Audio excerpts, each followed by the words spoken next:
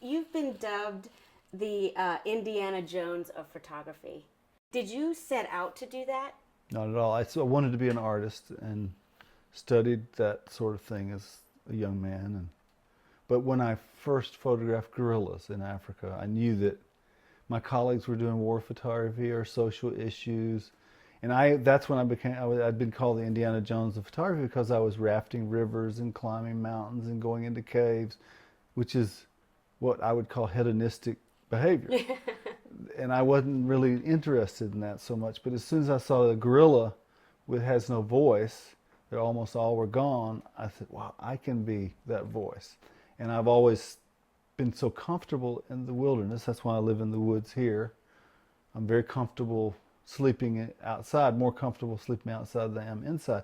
So it was very easy for me to try to make myself be the voice of those that couldn't talk. What story were you trying to tell? Okay, the Serengeti is this emblematic, iconic word, Serengeti, and it's threatened. They're trying to build roads through it. They're trying to build, there's lots of safari hunting around it. The animals around it are hunted. The country that it's in, Tanzania, has one of the largest human population growths on the planet. So lions are not safe.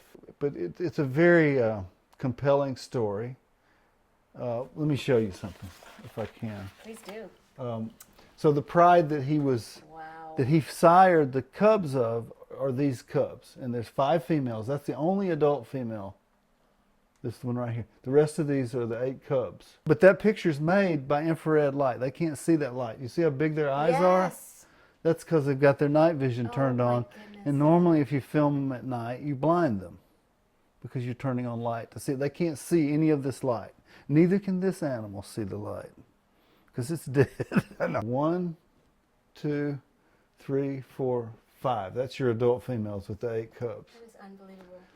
Jeez, look at That's that little robot. See, you couldn't get that close.